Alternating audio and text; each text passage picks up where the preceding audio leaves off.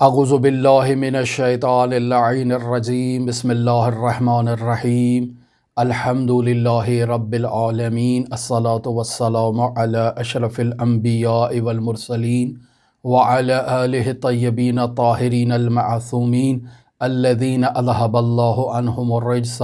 وطہرہم تطہیرا اما بعد۔ عزیزان محترم، ہماری آپ کے ساتھ گفتگو مرحوم آیت اللہ محمد حسین حسینی طہرانی کی گراں قدر کتاب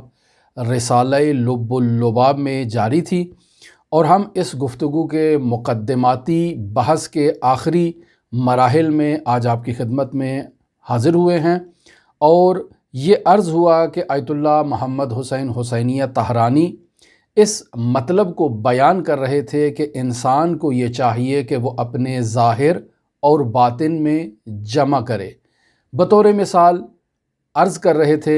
کہ انسان کو ظاہری علوم حاصل کرنے چاہیے، اور ان ظاہری علوم میں خداوند متعال کو تلاش کرنا چاہیے۔ یعنی یہ ظاہری علوم انسان جو پڑھ رہا ہے، سیکھ رہا ہے، پڑھا رہا ہے، بحث کر رہا ہے، نظریہ پردازی کر رہا ہے، انسان کا محور خداوند متعال ہونا چاہیے۔ شناخت اور معرفت باری تعالی اس کا مقصد، مطلوب اور مراد ہونا چاہیے۔ لیکن ساتھ ہی ساتھ انسان کو باطنی عنوان سے تہذیب نفس کرنی چاہیے، تزکیہ نفس کرنا چاہیے، اور تہذیب نفس اور تزکیہ نفس کے ساتھ انسان کو مدارج عالیہ طے کرنے چاہیے۔ لیکن اگر انسان ظاہری علوم کو سیکھتا ہے اور اس کے ساتھ تہذیب نفس نہیں کرتا، تو بسا اوقات یہی ظاہری علوم انسان کے وجود میں توہم ایجاد کرتے ہیں، اور انسان متوہم کو ایک غلط ڈگر اور ایک غلط راہ پر گامزن کر دیتے ہیں۔ وہ توحید خیالی کی طرف چلا جاتا ہے، اور اس طرح سے یہ انسان راہ راست سے بھٹک جاتا ہے۔ ہم نے مثال عرض کی مرحوم امام خمینی رحمۃ اللہ علیہ کی وہ تقریر، جس میں وہ واضح الفاظ میں فرما رہے تھے کہ یہ علم فقہ، علم توحید، علم عرفان یہ انسان کو جہنم میں لے جا سکتے ہیں اگر انسان نے تزکیہ نفس نہ کیا ہو۔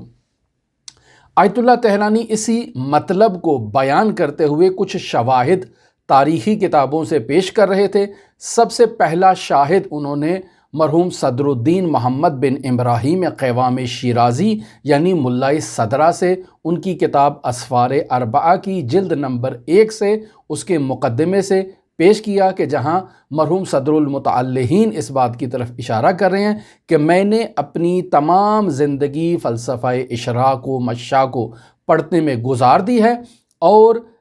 علم کلام کے مجادلین کی بحث کو نقد کرنے میں، ان کے نظریات کو سمجھنے میں، ان کے جواب پیش کرنے میں اپنی ساری زندگی میں نے گزار دی ہے، اور اب جا کر مجھے اس بات کا علم ہوا ہے کہ تہذیب نفس نہایت ضروری ہے۔ لہٰذا میں خداوند متعال سے استغفار کرتا ہوں، اور کاش میں اپنی جوانی کے عالم میں علم و عمل کو ساتھ توأم کرتا، ملاتا، اور پھر مدارج عالیہ طے کرتا۔ تفصیلی بحث اس موضوع پر گزر چکی۔ دوسری مثال آیت اللہ طہرانی نے جو پیش کی وہ عارف کامل ملا حسین قلی حمدانی سے متعلق تھی، کہ وہ شیخنا الاعظم انصاری کے درس میں جایا کرتے تھے، اور پھر انہیں اس بات کا اندازہ ہوا کہ ان کے شیخ، ان کے استاد ہفتے میں ایک دفعہ کسی کے پاس جاتے ہیں اور ان سے جا کر استفادہ کرتے ہیں اور فیض حاصل کرتے ہیں۔ لہٰذا شیخنا الانصاری کے پیچھے گئے یا انہیں راضی کیا اور ان کے ساتھ تشریف لے گئے اور چلے گئے آیت اللہ سید علی ششتری کی بارگاہ میں، اور وہاں جا کر مشاہدہ کیا کہ شیخ اعظم ایک شاگرد کی حیثیت سے استاد کے محضر میں اور آیت اللہ ششتری کے محضر میں تشریف فرما ہیں، اور ان سے درس اخلاق سیکھ رہے ہیں اور ان سے تعلیم حاصل کر رہے ہیں۔ ایسے میں آیت اللہ ملا حسین قلی حمدانی نے بھی تقاضا کیا، تو آیت اللہ ششتری نے ان سے یہ کہا کہ نہیں، یہ وقت مخصوص ہے مرجعیت عظمیٰ زعیم حوزہ علمیہ قوم شیخنا الاعظم انصاری سے متعلق، لہٰذا اگر آپ کو استفادہ کرنا ہے تو آپ کے پاس وقت میں فراوانی اور وسعت پائی جاتی ہے، آپ کسی اور ٹائم تشریف لے آئیں، ہم آپ کی خدمت میں ہیں۔ یہ وقت مخصوص ہے شیخنا الاعظم انصاری کے ساتھ۔ ہم نے عرض کیا تھا کہ آیت اللہ تہرانی تیسرا مورد جو پیش کر رہے ہیں وہ اپنے نہایت ہی عزیز اور صمیمی دوست شہید مرتضیٰ مطہری سے متعلق ہے۔ عبارت آج کے درس کی زیادہ ہے، میں چاہوں گا کہ آج کے درس کی بھی عبارت فارسی زبان میں جو موجود ہے اسے آپ کی خدمت میں قراءت کروں۔ جہاں کہیں وضاحت کی ضرورت ہے میں آپ کی خدمت میں وضاحت پیش کروں تاکہ آج یہ مقدماتی گفتگو کمپلیٹ ہو جائے اور ہم اپنی آئندہ گفتگو میں باقاعدہ رسالہ لب لباب کا آغاز کریں۔ آیت اللہ تہرانی تیسرا شاہد جو پیش کر رہے ہیں وہ آیت اللہ مرتضیٰ مطہری سے متعلق ہے، لہٰذا فرماتے ہیں کہ دوست مکرم یعنی نہایت ہی قابل احترام دوست۔ کون سے دوست؟ دوست مکرم و سرور ارجمند یعنی گراں قدر ساتھی میرے، دوست مکرم و سرور ارجمند مہربان تر از برادر یعنی جو میرے بھائی سے بھی زیادہ میرے ساتھ مہربان ہیں۔ وہ کون سی شخصیت ہیں؟ مرحوم آیت اللہ شیخ مرتضیٰ مطہری رضوان اللہ علیہ۔ کیا ان کے متعلق فرماتے ہیں کہ سابقہ آشنائی ماں با ایشان متجاوز از 35 سال است۔ آیت اللہ تہرانی کہتے ہیں کہ ہمارے نہایت ہی گراں قدر اور قابل احترام دوست آیت اللہ مرتضیٰ مطہری جن سے ہماری آشنائی اور ہمارا تعلق اور ہماری دوستی گزشتہ 35 سال پرانی ہے، یہ جو ہمارے دوست ہیں پس از یک عمر درس و بحث و تدریس و خطاب و کتابت و موعظے و تحقیق و تدقیق در امور فلسفہ، یعنی میرے یہ نہایت ہی گراں قدر دوست مرتضیٰ مطہری نے اپنی عمر کا ایک بہت بڑا حصہ بحث و تدریس میں خرچ کیا، خطابت میں خرچ کیا، کتابت میں خرچ کیا، تحریر کرنے میں، موعظے اور دوسروں کو نصیحت کرنے میں، تحقیق کرنے میں، تدقیق کرنے میں، کس چیز میں؟ در امور فلسفیہ یعنی فلسفے کے مسائل میں دقت کرنے میں انہوں نے اپنی زندگی کا ایک بہت بڑا عرصہ جو ہے وہ صرف کر دیا۔ و بذہن رشیق و نفس نقاد خود بالآخر در این چند ساله آخر عمر خود بالعیان دریافت کہ بدون اتصال به باطن و ربط به خدای منان و اشراب دل از چشمهای فیوزات ربانی اطمینان خاطر و آرامش سر نصیب انسان نمی گردد۔ یہ کافی طولانی ایک پہرا آیت اللہ تہرانی نے بیان کیا۔ اس پیراگراف میں یہ بیان کرنا چاہتے ہیں کہ میرے یہ گراں قدر دوست آیت اللہ مرتضیٰ مطہری نے اپنی زندگی کا ایک بہت بڑا عرصہ اور بہت بڑا حصہ بحث و تدریس و خطابت و کتابت و موعظے و امور فلسفیہ میں تحقیق کرنے کے بعد اپنے خوش ذوق فہم اور فتین ذہن اور نقاد نفس کے ساتھ جب انہوں نے یہ سارے کام کیے تو بالآخر اپنی زندگی کے آخری چند سالوں میں انہوں نے بالعیان واضح طور پر اور بطور وضوح اس بات کو پا لیا، درک کر لیا اور سمجھ لیا، کیا کہ بدون اتصال بباطن یعنی جب تک ان کا باطن سے رابطہ قائم نہیں ہوگا، وربط بخدائے منان یعنی ان کے باطن کا خدائے منان سے رابطہ قائم نہیں ہوگا، و اشراب دل از چشمہائے فیوزات ربانیہ اور دل کو ربانی فیوزات کے چشموں سے سیراب کیے بغیر و اطمینان خاطر و آرامش نصیب انسان نمی گردد، یعنی جب تک وہ اپنے باطن کو ربانی فیوزات سے آراستہ نہیں کریں گے انہیں اطمینان حاصل نہیں ہوگا اور انہیں وہ سکون اور تسکین حاصل نہیں ہوگی جن کے دنبال میں اور جن کی تلاش میں وہ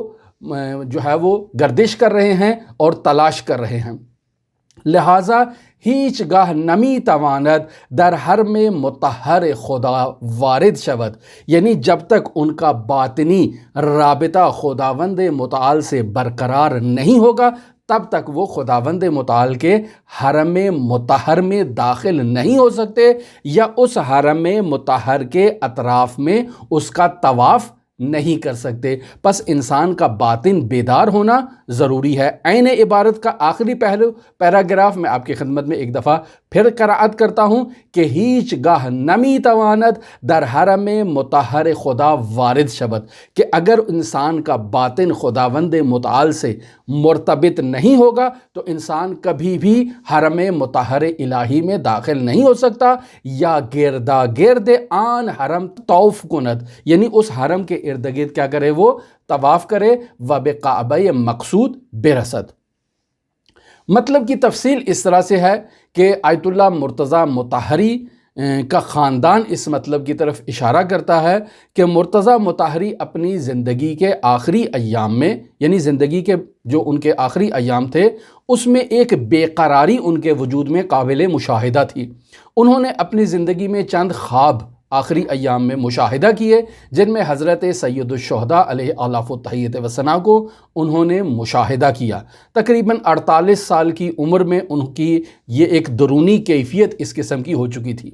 خواب میں انہیں دکھایا گیا ایک شخصیت کو، اور وہ شخصیت آیت اللہ سید محمد حسین حسینی طہرانی تھے، اور شہید مطہری سے یہ کہا گیا کہ آپ اس شخصیت سے جا کر استفادہ کریں۔ لہٰذا وہ اپنے اس درینہ دوست آیت اللہ محمد حسین حسینی طہرانی کی خدمت میں آئے، ان سے ملاقات کی اور ان سے باقاعدہ استفادہ کرنا انہوں نے شروع کیا سیر و سلوک کی وادی میں۔ اور جب آیت اللہ مطہری آیت اللہ طہرانی کی خدمت میں پہنچے اور ان کے ذریعے سے وہ عرفہ باللہ سے وصل ہوئے، مرحوم ہاشم حداد سے جو ملاقات کا واقعہ میں آپ کی خدمت میں بیان کر چکا ہوں کہ وہ بھی آیت اللہ طہرانی ہی کے توسط سے وہ ملاقات انجام پائی تھی، اس کے بعد مرحوم شہید مطہری کی جو کیفیت تھی وہ عارفانہ کیفیت تھی جو عرفہ کی ہوا کرتی ہے۔ لہٰذا یہاں آیت اللہ طہرانی اس کیفیت اور شہید مطہری کے ان حالات کی طرف اشارہ کر رہے ہیں کہ جو ان کے باطن کے بیدار ہونے کے بعد ان کے اندر جو ہے نا وہ حالات رونما ہوئے اور پیش آئے۔ پس اس سے پہلے شہید مطہری اپنے ظاہری بعد سے اور ظاہری پہلو سے وہ جہان بینی کرتے تھے اور خداوند متعال تک پہنچنے کا راستہ تلاش کرتے تھے، لیکن جیسے ہی انہوں نے اپنے باطن سے تہذیب نفس کی اور باطنی طرق سے وہ خداوند متعال کے راستے تلاش کرنا چاہے اور علم کے ساتھ تہذیب نفس کے اوج تک پہنچے، تب شہید مطہری کے یہ عرفانی حالات تھے کہ جس کی طرف آیت اللہ طہرانی اشارہ کر رہے ہیں کہ شہید مطہری چون شمعی کے دائماً بسوزد و آب شود، شہید مطہری کی ایک ایسی کیفیت تھی جو ایک شمع کی ہوتی ہے کہ جو دائماً جلتی ہے اور جل جل کے وہ پگھل جاتی ہے۔ شہید مطہری کی ایک ایسی کیفیت تھی، یا پروانے کے خود را بے آتش زند، ایک ایسے پروانے کی ان کی کیفیت تھی جو خود کو آگ کے ساتھ آ کر لگاتا ہے اور آتش کے ساتھ خود کو آ کر ملاتا ہے اور خود اس طرح سے وہ فنا ہو جاتا ہے۔ وہ ہمانند مؤمنی متعہد کے شوریدوار دل باختے گردد، شہید مطہری کی کیفیت ایک ایسے متعہد مومن کی طرح تھی جو اپنے معشوق کا دل باختہ اور فریفتہ ہو چکا ہو۔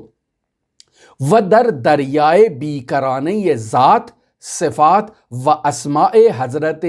معبود فانی گردد، یعنی ان اوصاف کے ساتھ کہ ایک ایسی شمع جو دائماً جل رہی ہے تاکہ پگھل جائے، ایک ایسا پروانہ جو خود کو آگ میں دھکیلتا ہے اور آگ کے ساتھ متصل ہو کر خود کو فنا دیتا ہے، ایک ایسے دل باختہ مومن کی جو کیفیت ہے شہید مطہری کی، جو اپنے معشوق کا دل باختہ ہے اور اس کی ذات کا فریفتہ ہے،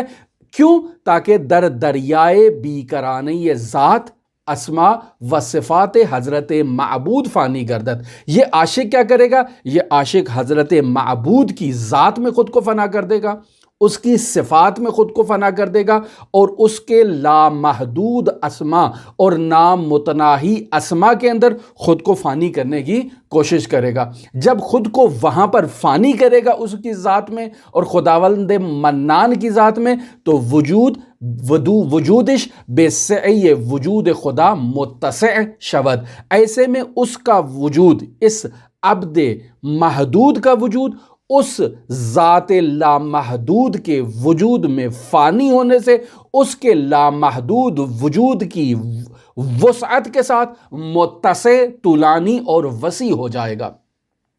پھر کیا ہے؟ قدم راستین در مزمار این میدان نہاد، تو ایسے میں ایسا عبد، ایسا خالص بندہ صدق کے دل کے ساتھ اپنے تمام وجود کی گہرائیوں کے ساتھ سیر و سلوک کی وادی میں اور سیر و سلوک کے میدان میں قدم رکھتا ہے۔ شہید مطہری کی ایک ایسی کیفیت ہو چکی تھی، لہٰذا شہید مطہری کیا کیا کرتے تھے؟ بیداری شبہائے تار، یعنی تاریک راتوں میں وہ بیدار رہا کرتے تھے۔ و گریہ و مناجات در سحرگاہ، یعنی سحر کے وقت وہ گریہ و زاری کیا کرتے تھے، مناجات کیا کرتے تھے۔ و توغل در ذکر و فکر، اور ذکر و فکر میں حد کمال تک انہوں نے خود کو پہنچا رکھا تھا۔ و ممارست درس قرآن، اور قرآن فہمی کے میدان میں وہ خود کی تمرین کیا کرتے تھے اور ممارست کیا کرتے تھے۔ پھر اس کے علاوہ ان کی ان آخری ایام میں کیا کنڈیشن تھی؟ وہی کنڈیشن تھی جو عرفاء کی ہوا کرتی ہے، اور وہ کنڈیشن کیا ہے کہ دوری گزیدن از اہل دنیا، یعنی ابناء دنیا اور ہوس پرست انسانوں سے دوری اختیار کرنا، یعنی دوری گزیدن از ابناء دنیا و ہوس پرستان، ایسے افراد سے دوری اختیار کی جائے۔ و پیوستن بے اہل اللہ، یعنی اللہ کے بندوں کے ساتھ، اولیاء الہی کے ساتھ ملحق ہو جانا۔ پس ہم ازداد کو پہچان لیں تو ہمیں معلوم ہو جائے گا کہ انسان کو کس کے ساتھ جو ہے نا وہ ملاقات کرنی چاہیے۔ یعنی عرفاء اس کنڈیشن میں ابناء دنیا سے دوری اختیار کرتے ہیں، اور اگر ہمارا مزاج ابناء دنیا کے ساتھ زیادہ مانوس ہے، زیادہ الفت رکھتا ہے، تو اس کا مطلب ہے ابھی ہمارے اندر ایسی کیفیت ایجاد نہیں ہوئی ہے جو شہید مطہری رضوان اللہ علیہ کے وجود میں ایک ایسی کنڈیشن جو تھی وہ ایجاد ہو چکی تھی۔ لہٰذا اس کو پہچاننے کے لیے میں پہلے بھی آپ کی خدمت میں حضرت عیسیٰ علی نبینا و علیہ آلاف و تحیت و ثنا کے حواریوں کا ایک واقعہ نقل کر چکا ہوں کہ وہ حضرت عیسیٰ علی نبینا و علیہ آلاف و تحیت و ثنا سے سوال کرتے ہیں۔ کیا کہتے ہیں؟ قالت الحواریون لعیسیٰ، عیسیٰ علی نبینا کے حواریوں نے حضرت عیسیٰ علی نبینا علیہ آلاف و تحیت و ثنا سے سوال کیا۔ کیا سوال کیا؟ یا روح اللہ من نجالسو، اے اللہ کی روح، اے روح خدا، ہم کس کے ساتھ نشست و برخاست کریں؟ کن لوگوں کے ساتھ ہم اپنی محفلوں کو سجائیں اور ان کے ساتھ گفتگو کیا کریں، ان کے ساتھ بیٹھا کریں، ان کی محفلوں میں ہم جائیں اور انہیں اپنی محفلوں میں لے کر آئیں اور بلائیں۔ یہ ایک معیار ہے کہ جو حضرت عیسیٰ کے حواری حضرت عیسیٰ سے سوال کر رہے ہیں، اور حضرت عیسیٰ علی نبینا و علیہ آلاف و تحیت و ثنا انہیں سیر و سلوک کا ایک نسخہ بتا رہے ہیں کہ ایک صالح عارف کن افراد کے ساتھ بیٹھتا ہے، کن افراد سے ملاقات کرتا ہے، کن افراد کی محفلوں میں جاتا ہے اور کن افراد کو اپنی محفلوں میں بلاتا ہے۔ ایک فارمولہ حضرت عیسیٰ علی نبینا و علیہ آلاف و تحیت و ثنا اپنے حواریوں کو دے رہے ہیں۔ ہماری یہ ذمہ داری ہے اسی فارمولے کے مطابق عمل کریں۔ کیا فرما رہے ہیں؟ من یذکرکم اللہ رؤیتہ، جس شخص کی رؤیت، دیدار اور ملاقات آپ کو اللہ کی یاد دلا دے،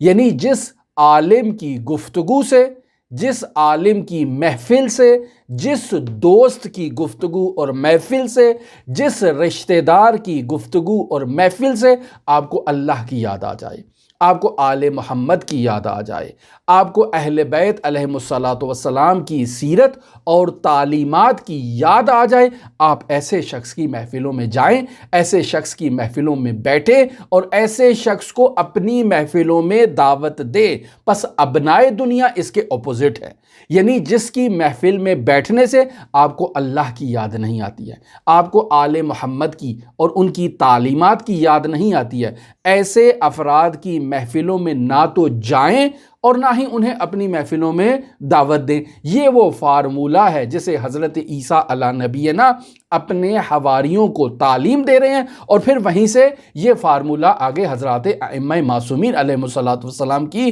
لسان مبارک سے مؤمنین کے لیے نقل ہوا ہے۔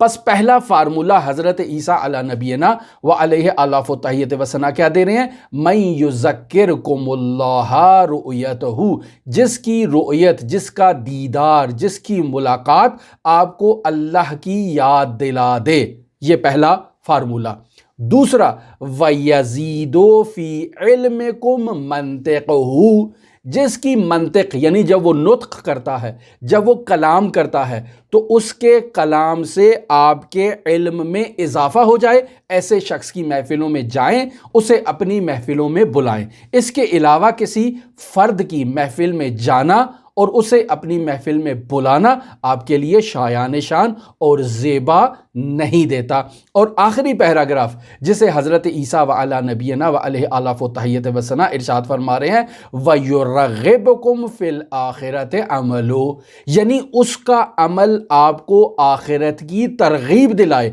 ایسے شخص کی محفلوں میں آپ جائیں اور ایسے شخص کو اپنی محفل میں بلائیں۔ یہ وہ افراد ہیں جنہیں اہل اللہ، جنہیں اولیاء اللہ کہا جاتا ہے۔ ہمیں ایسے افراد کی محفل میں جانا ہے، انہیں اپنی محفل میں بلانا ہے، اور برعکس اس کے اپوزٹ جو افراد ہوں گے ان افراد کو نہ تو ہم اپنی محفلوں میں بلانے کا حق رکھتے ہیں اور نہ ہی ان کی محفلوں میں جائیں، چونکہ ان کی محفلوں میں جانا خدا سے دوری ہے، آل محمد سے دوری ہے، اور یقینی بات ہے ایک سیر و سلوک کا مسافر کبھی بھی اس راہ کا مسافر اور راہی نہیں ہوتا۔ یہاں شہید مطہری کی ان کیفیات کو اور ان حالات کو بیان کرنے کے بعد آیت اللہ طہرانی قرآن مجید کی 2 آیات سے اپنی اس گفتگو کو خاتمہ بالخیر کر رہے ہیں اور فرماتے ہیں وَلِمِثْلِ هَٰذَا فَلْيَعْمَلِ الْعَامِلُونَ۔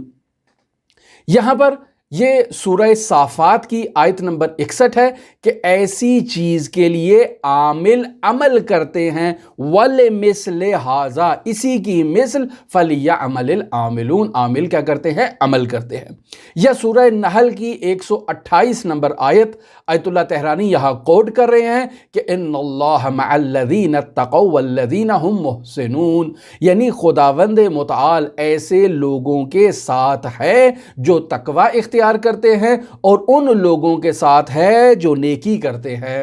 یہ تمام بحث آیت اللہ طہرانی نے کمپلیٹ کر دی۔ اب اس مقدمے کے آخری پیراگراف میں آیت اللہ طہرانی اس رسالہ سیر و سلوک کی تدوین کا مقصد بیان کر رہے ہیں کہ میں نے یہ رسالہ سیر و سلوک کیوں تحریر کیا، اور پھر اس کے اوپر یہ جو مقدمہ تحریر کیا، یہ کیوں مقدمہ تحریر کیا۔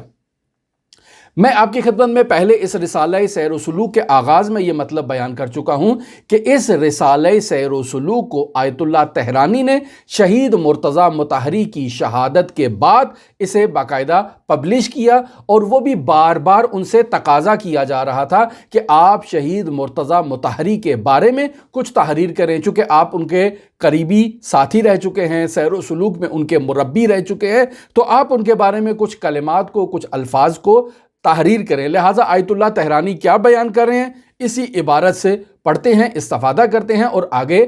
چلتے ہیں۔ فرماتے ہیں چندی قبل ازین حقیر خواستن، یعنی کچھ وقت پہلے بندہ حقیر سے یہ تقاضا کیا گیا، تبرائے سالگرد شہادت ایشان چیزی بے نوزم، یعنی شہید مرتضیٰ مطہری کی شہادت کے 1 سال گزرنے کے بعد مجھ سے یہ تقاضا کیا گیا تاکہ میں شہید مطہری کے لیے کچھ تحریر کروں۔ این فقیر کے حقاً خود را نالائق می دیدم، یعنی یہ بندہ حقیر خود کو نالائق سمجھتا تھا کہ میں شہید مطہری کے بارے میں کیا تحریر کروں۔ باوجود تراکم مشاغل،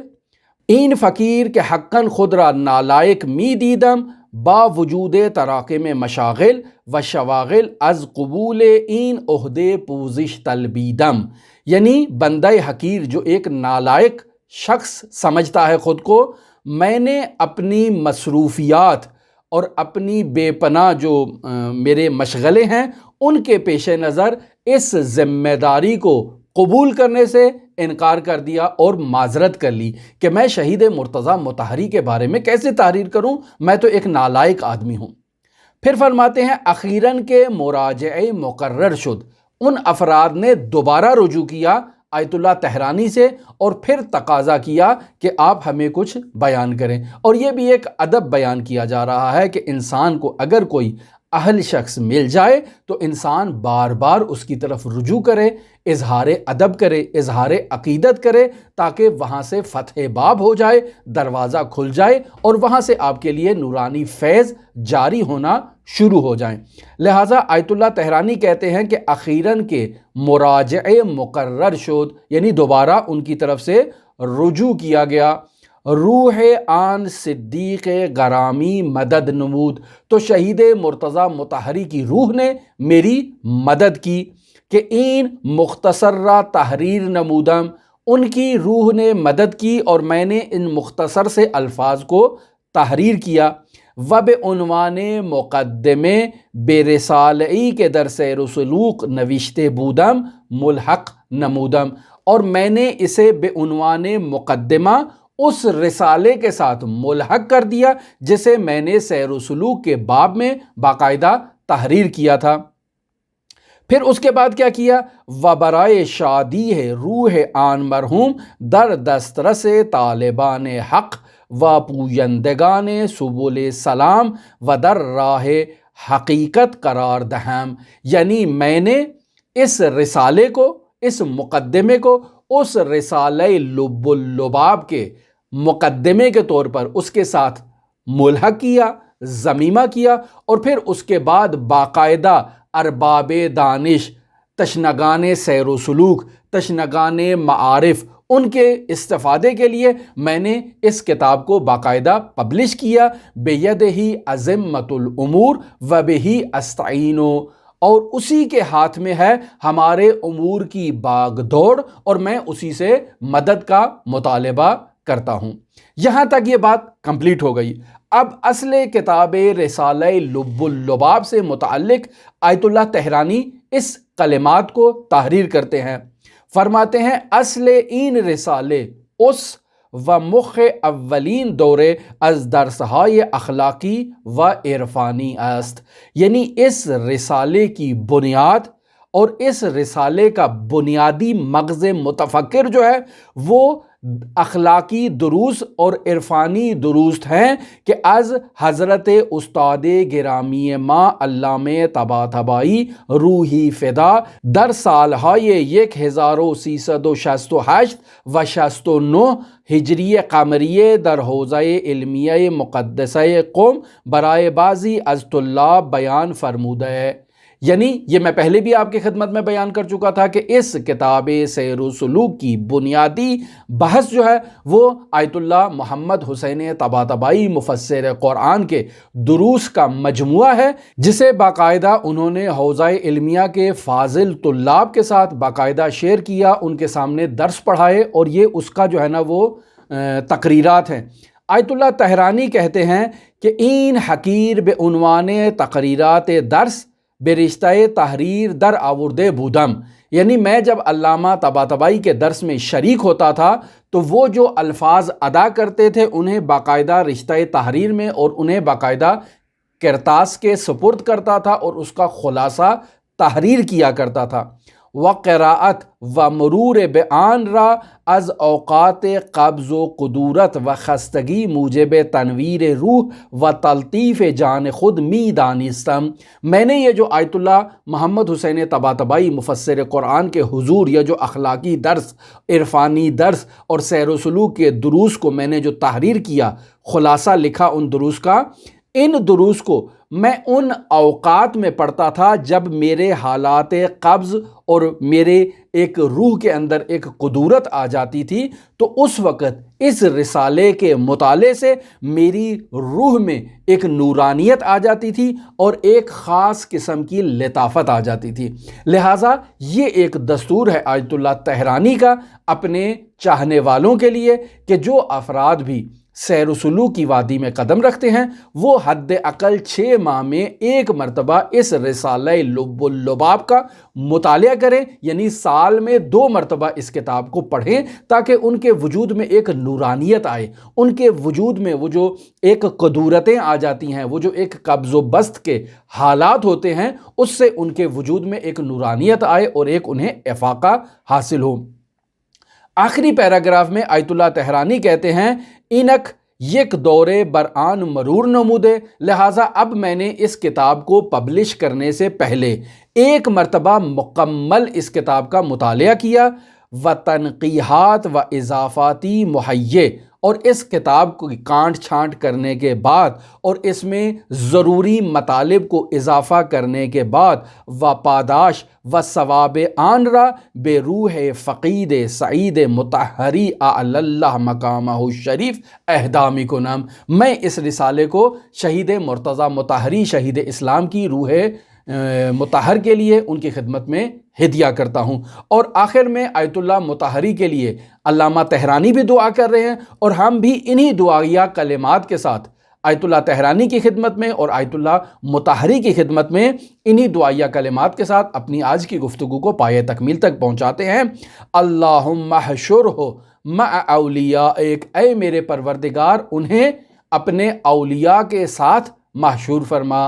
اور پھر وَخْلُفْ عَلَىٰ عَقَبَيْهِ فِي الْغَابِرِينَ، اور ان کے جو اعمال صالح ہیں انہیں بھی اپنی بارگاہ میں قبول و مقبول فرما، وَجَعَلْهُ مِنْ رُفَقَاءِ محمد وآلہ الطاہرین، اور انہیں حضرت محمد مصطفیٰ صلی اللہ علیہ وآلہ وسلم اور ان کی پاک و پاکیزہ آل کے رفقاء میں سے اور دوستوں میں سے قرار دے، وَإِيَّانَا بِرَحْمَتِكَ یا ارحم الراحمین، یعنی انہیں بھی اور ہمیں بھی محمد و مصطفیٰ اور ان کی آل کے دوستوں میں قرار دے، برحمتک یا ارحم الراحمین۔ ہماری دعا ہے کہ خداوند متعال علامہ محمد حسین طحرانی کے درجات کو عالی متعالی فرمائے، اور اسی طرح شہید اسلام شہید مرتضیٰ مطہری مرحوم ملا حسین قلیہ حمدانی جن کا ذکر ہوا، ملا صدرہ جن کا اس مقدمے میں ذکر ہوا، اور اس کے علاوہ تمام علماء اسلام کو، تمام علماء ربانی کو، تمام بزرگان دین کو جنہوں نے اسلام و مسلمین کے لیے زحمت کی، محنت کی، جد و جہد کی، تکالیف اٹھائیں اور ایسے گوہر بہا مطالب کو ہمارے لیے نقل کیا، کرتاس کے سپرد کیا، اور آج ہم ان کی کتابوں سے فیض حاصل کر رہے ہیں۔ اے میرے پروردگار ان تمام شخصیات کو جوار رحمت میں جگہ عطا فرما اور حضرات محمد و آل محمد کے ساتھ انہیں محشور فرما۔ ہماری گفتگو انشاءاللہ آئندہ باقاعدہ اس رسالہ لب اللباب کی جو